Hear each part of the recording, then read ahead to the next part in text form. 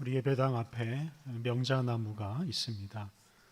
지금 그 명자나무 가지마다 작은 꽃망울이 정말 세기 힘들 정도로 아주 많이 달려 있습니다.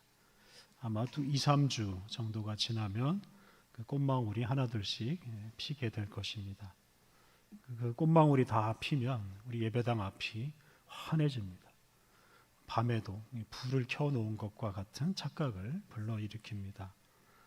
그래서 그 명자나무 덕분에 우리가 봄이 온다는 것을 알 수도 있고, 특히 그 명자나무의 그 빨간 꽃 덕분에 우리 인생의 목표가 무엇인지 한번 돌아볼 수도 있습니다. 3월이 되면서 세상이 조금씩 밝아지고 있습니다. 사람들의 옷차림도 점점 가벼워지고 또 밝아지고 있습니다. 이런 봄에 우리는 여러 가지 새로운 계획, 또 새로운 목표를 세우기도 합니다.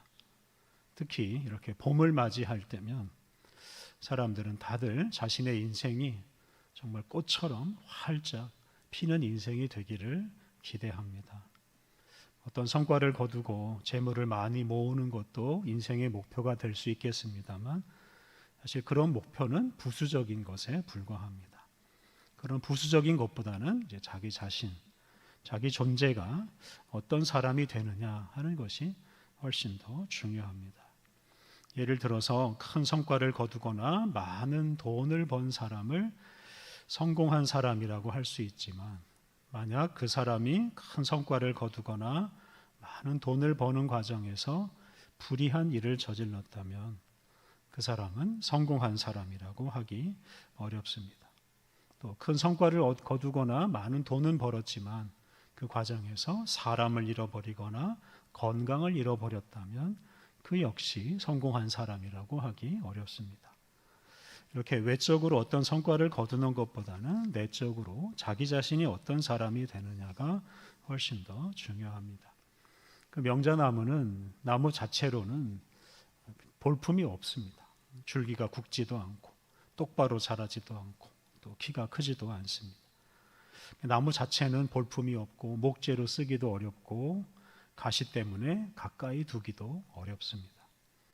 그런데 그 명자나무는 봄에 피는 그 꽃으로 자기의 그 존재 의미를 아주 분명하게 드러냅니다.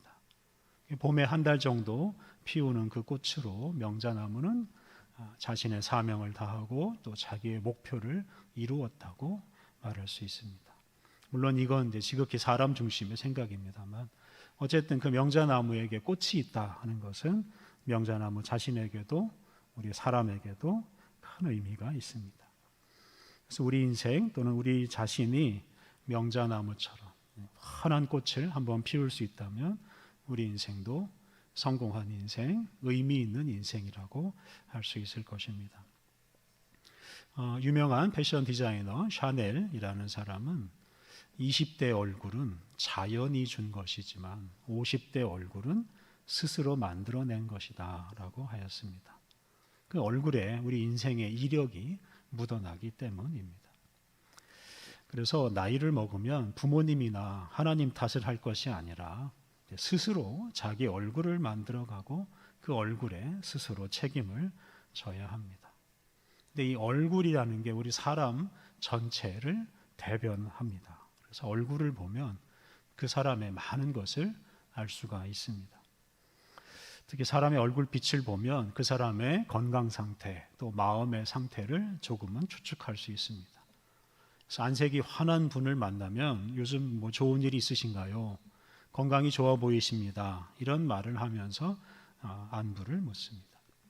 반면에 이제 안색이 어둡거나 또 안색이 무서운 사람을 보면 이제 걱정이 저절로 들고 또 그 사람을 경계하기도 하고 피하기도 합니다.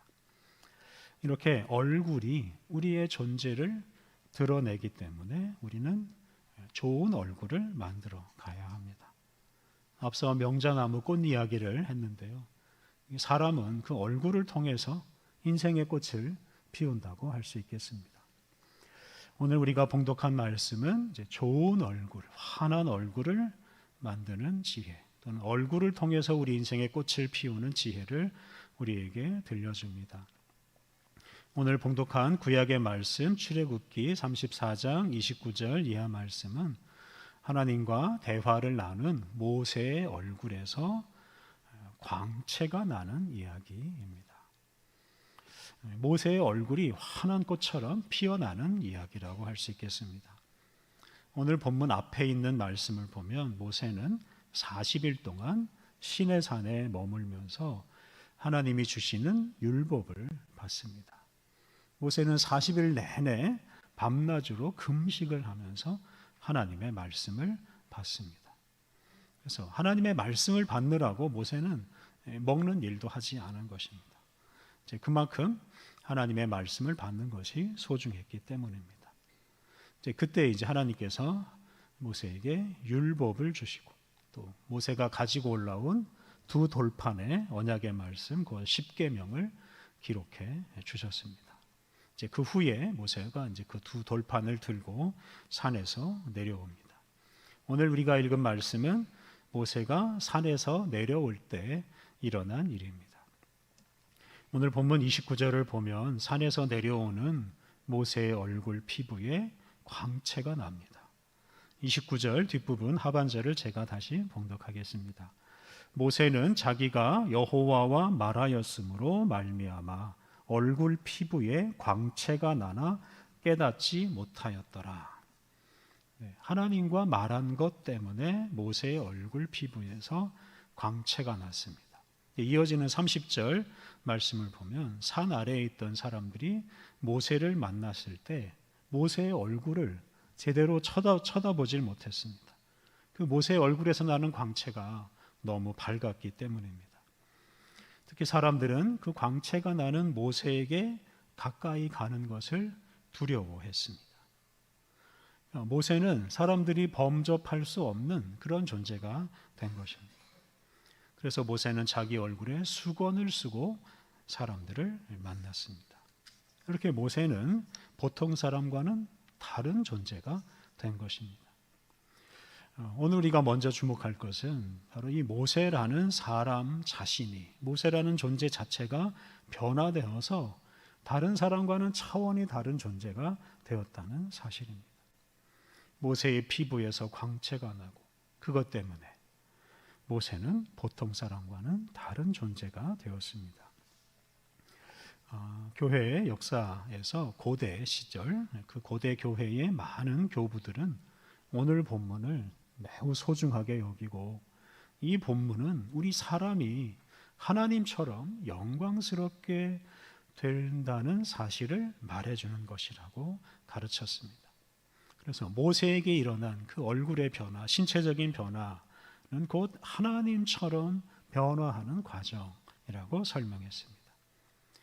고대 교부들은 특히 우리 그리스도인들은 모세보다 더 영광스러운 광채를 내는 더 영광스러운 존재가 될 것이라고 하였습니다. 오늘 본문 이후에 나오는 내용을 보면 이제 시간이 얼마 지나고 모세가 수건을 더 이상 쓰지 않고 사람들을 만납니다. 그 얼굴에서 나오는 광채가 사라졌기 때문입니다. 그래서 모세에게 일어난 변화는 이제 일시적인 것이고 불완전한 변화인 것을 말해줍니다. 근데 고대 교부들은 이에 비해서 우리 그리스도인들은 영원히 빛나는 존재가 될 것이라고 하였습니다. 신약 성경에서 사도 바울도 같은 해석을 했습니다. 고린도 후서 3장 7절부터 11절을 보면 바울은 그 옛 언약의 일꾼인 모세의 얼굴에서 나는 광채보다 더 밝은 광채가 이 새 언약의 일꾼인 우리 그리스도인들의 얼굴에서 나올 것이라고 하였습니다. 그래서 모세의 얼굴에서 나오는 광채는 얼마 후에 사라졌지만 우리 그리스도인들의 얼굴에서 나오는 영광은 영원할 것이라고 해석했습니다. 이렇게 해서 우리 그리스도인들은 모세보다 더 영광스러운 빛을 내는 더 빛나는 존재가 될 것입니다. 우리가 이렇게 모세처럼 광채를 내는 사람이 될 뿐만 아니라 모세를 뛰어넘는 그런 영원토록 빛나는 존재가 될 것이라는 이런 성경의 가르침을 우리가 소중하게 받아들여야 합니다. 우리 존재가 하나님과 같은 영화로운 존재로 변화될 것이라는 이런 소망을 품고 살아야 합니다. 이런저런 것으로 우리를 장식하고 꾸미는 일보다는 우리 존재 자체가 변화되고 우리 존재가 더 차원 높은 그런 존재로 높아지는 것을 더 소중하게 여겨야 합니다. 예를 들어 화장하고 좋은 옷을 입어서 우리를 멋지게 보이는 그런 행동은 우리의 본래 모습을 감추는 행동이 될 수 있습니다. 나쁜 말로 하면 자기를 그럴듯하게 꾸미는 행동이요, 자신을 속이는 행동이 될 수 있습니다. 우리는 그러한 일보다는 우리 존재 자체가 변화되는 것에 더 많은 관심을 두어야 합니다. 화장이나 성형이나 좋은 옷이 필요 없는 그런 사람이 되기를 꿈꾸어야 합니다. 그런 것이 없어도 충분히 아름답고 충분히 빛나는 존재가 될 수 있다는 확신을 가지고 우리의 내면, 우리 존재 자체를 더 많이 사랑하고 우리 존재를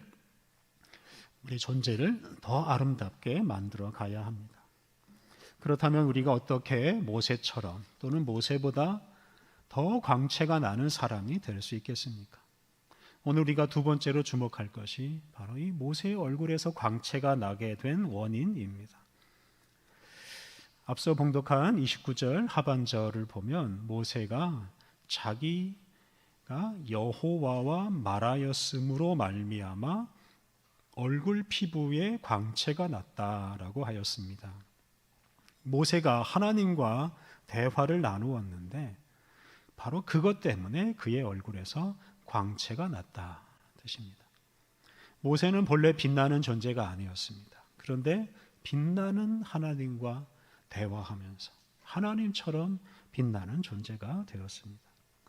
오늘 본문 앞에 있는 출애굽기 33장 11절을 보면 모세가 하나님과 대면하여 친구처럼 대화했다 하는 말씀이 나옵니다.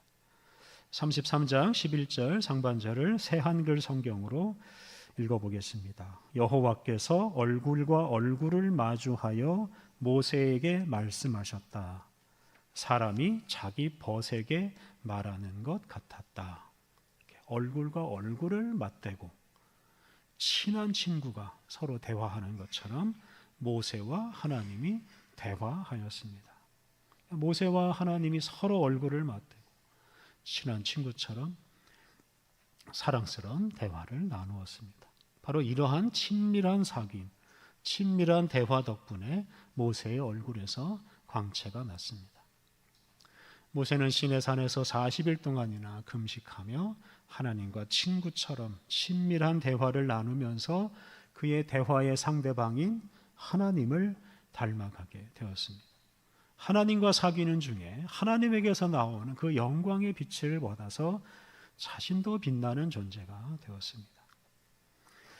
우리는 여기서 우리가 빛나는 존재가 되는 방법을 알 수 있습니다. 그것은 바로 하나님과 나누는 친밀한 대화, 친밀한 사귐입니다. 우리가 하나님과 친구 관계를 맺는 것, 그리고 하나님과 친밀한 대화를 나누는 것, 그것이 바로 우리를 빛나는 존재가 되게 합니다. 그렇다면 우리는 어떻게 하나님과 친밀한 관계를 맺고 어떻게 하나님과 친밀한 대화를 나눌 수 있겠습니까? 우리는 무엇보다 우리 예수님을 우리의 주님으로 영접해야 합니다. 예수님은 하나님과 우리 죄인들 사이에 막힌 담을 허시고 하나님과 우리 사이의 그 원수 관계를 소멸하시는 분이시기 때문입니다. 나아가 예수님은 우리와 하나님이 하나 되게 하시는 분이시기 때문입니다. 우리는 예수님의 은혜를 입어서 하나님과 화목한 관계를 맺고 하나님께 가까이 나아갈 수 있습니다. 우리가 예수님의 은혜를 힘입어서 하나님을 친구처럼 대하면서 하나님과 친밀한 대화를 나눌 수 있습니다. 그리고 그러한 친밀한 사귐을 통해서 우리는 하나님과 하나 되고 하나님처럼 영화로운 존재가 될 수 있습니다. 사랑하는 성도 여러분, 우리는 예수님을 믿음으로 새로운 존재로 거듭납니다. 하나님을 가까이 대할 수 있는 존재로, 하나님과 대화할 수 있는 존재로 거듭납니다. 우리가 그 은혜를 충만히 받아서 하나님께 가까이 나아가서 하나님과 교제를 나누며 살아갈 때 우리는 거룩하고 영광스러운 하나님을 닮아갑니다. 하나님처럼 영광스러운 존재가 되고 모세보다 더 영광스러운 존재가 될 것입니다. 오늘 우리가 봉독한 신약의 말씀은 우리 신앙생활의 목표가 무엇인지를 아주 분명하게 보여줍니다. 오늘 본문은 우리 신앙생활의 끝에 우리가 하나님처럼 영광스러운 존재가 될 것이라는 소망을 주십니다. 오늘은 교회력으로 주현절 마지막 주일이자 예수님께서 변화산에서 영광스럽게 변모하신 것을 기념하는 주일입니다. 오늘 봉독한 신약의 말씀이 바로 이 예수님이 변모하신 변화하신 것과 관련된 말씀입니다. 예수님은 생애 그 막바지에 예루살렘으로 올라가십니다. 그 예루살렘에서 고난받으시고 죽으시고 부활하십니다. 그런데 예수님께서는 예루살렘으로 올라가시는 길에서 당신의 제자들에게 이제 당신이 예루살렘에 올라가면 그곳에서 고난받고 죽고 그리고 3일 만에 부활할 것이다 라고 거듭해서 말씀하십니다. 그런데 예수님의 제자들은 예수님이 고난을 받고 죽을 것이라고 말씀하는 것 때문에 마음이 불편해집니다. 또 그런 일이 일어나면 안 된다라고 예수님에게 항의하기도 합니다. 이제 바로 이러한 점들을 예수님은 내다보시고 그런 고난과 죽음을 예고하기 전에 제자들에게 먼저 보여주신 것이 있습니다. 그게 바로 오늘 봉독한 누가복음 9장에 나오는 말씀입니다. 예수님이 한 산에 오르시고 제자들이 보는 앞에서 환한 모습으로 변화하십니다. 오늘 본문 누가복음 9장 29절을 보면 예수님의 용모, 예수님의 얼굴이 변화되고 예수님의 옷이 휘어져서 광채가 났습니다. 옷이 휘어져 광채가 난다는 것은 그 예수님의 몸에서 나오는 빛이 너무나 강하고 환해서 그것이 옷을 뚫고 나왔다는 뜻입니다. 예수님은 그런 변화된 모습을 보여주심으로 당신이 장차 예루살렘에서 고난받고 죽은 이후에 일어날 일을 미리 보여주셨습니다.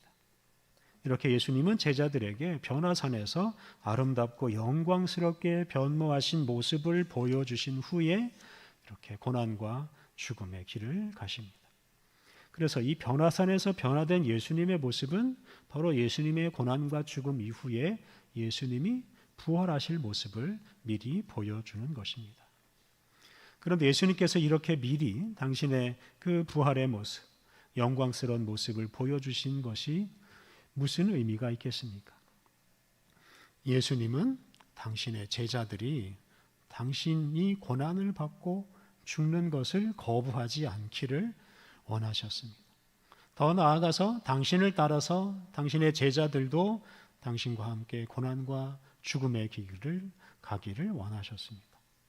그러니까 편안하고 화려한 삶, 또 외모를 그럴듯하게 꾸미는 인생이 아니라 예수님과 동행하며 예수님이 가시는 길을 그대로 따라가면 그 존재 자체가 아름답게 변화한다는 사실을 예수님은 일깨워 주십니다. 이것이 바로 예수님의 제자들이 예수님을 따라가는 목적이고 우리 그리스도인들의 신앙생활의 목표입니다. 아름답고 환하게 변모하신 예수님의 그 모습이 바로 예수님을 따르는 사람들의 목표가 되어야 한다는 말씀입니다. 그리고 그러한 예수님과 같은 존재가 되기 위해서는 우리가 예수님처럼 살아야 합니다. 예수님처럼 고난과 죽음의 길을 마다하지 않아야 합니다. 우리가 잘 아는 것처럼 예수님은 결코 화려하게 살지 않으셨습니다. 예수님은 길에서 자주 주무시느라고 제대로 씻지도 입지도 못하셨습니다. 예수님은 여벌 옷이 없었습니다. 예수님은 갈아입을 옷이 없이 사셨습니다. 예수님이 십자가에서 죽으시기 전날 밤에 예수님을 배신한 가룟 유다가 예수님을 체포하는 사람들을 이끌고 예수님을 찾아옵니다. 그리고 가룟 유다가 누가 예수님인지를 그 예수님을 체포하러 온 사람들에게 알려줍니다. 근데 여기서 예수님이 누구인지 알려주어야 했다는 게 여러분 좀 이상하지 않습니까? 그 유명한 예수님을 사람들이 몰라본다는 거 이상하게 느껴질 수 있습니다. 그런데 앞서 말씀드린 대로 예수님은 사실 제대로 씻지도 못하시고 옷을 빨아 입지도 않으셨기 때문에 예수님의 얼굴에는 때가 잔뜩 끼어 있었고 더럽고 낡은 옷 때문에 행색이 초라하기 그지 없었습니다. 이런 행색 때문에 제자들과 함께 있으면 누가 예수님이고 누가 제자인지를 구분하기가 어려웠습니다. 날마다 예수님과 함께 했던 예수님의 제자들이나 예수님이 어떤 분이신지를 금방 알아볼 수 있었습니다. 바로 이것 때문에 예수님을 체포하려던 사람들이 가룟 유다에게 돈까지 주어가면서 이 가룟 유다의 도움을 요청한 것입니다. 이런 예수님을 생각하면 지금 우리가 얼마나 화려하게 살고 있는지 모릅니다. 우리는 날마다 화장을 하고 날마다 옷을 갈아입고 피부에 좋다는 일은 무엇이든지 하고 삽니다. 그런데 우리가 그런 일에만 몰두하면 사실 우리에게는 희망이 없습니다. 우리의 몸이 늙고 우리의 몸이 병들면 화장을 아무리 진하게 하고 옷을 아무리 화려한 것으로 갈아입어도 무슨 의미가 있겠습니까? 아무런 의미도 아무런 소용도 없습니다. 베드로후서 1장을 보면 베드로 사도는 이 변화산에서 일어난 일을 평생 마음에 품고 예수님처럼 환하고 아름답게 변화될 날을 기다리며 살았습니다. 전해지는 이야기에 따르면 베드로는 예수님을 생각하면서 예수님처럼 똑바로 십자가에 달리는 것을 거부하고 십자가에 거꾸로 달리게 해달라고 요구하였다고 합니다. 그는 예수님이 보여주신 영광스러운 모습을 바라보며 기꺼이 십자가에 거꾸로 매달려서 처형을 당했다고 합니다. 사랑하는 성도 여러분, 우리 자신의 힘으로 우리 존재를 꾸미고 아름답게 하는 것에는 분명히 한계가 있습니다. 그것만으로 우리는 새로운 존재가 될 수 없습니다. 우리 자신에게만 의존하면 우리는 결국 부패하고 죽고 부패하고 사라져 버리고 말 것입니다. 오늘 우리가 봉독한 말씀은 우리 그리스도인의 미래를 분명하게 보여줍니다. 우리는 하나님처럼 영화롭고 영광스러운 존재가 될 것입니다.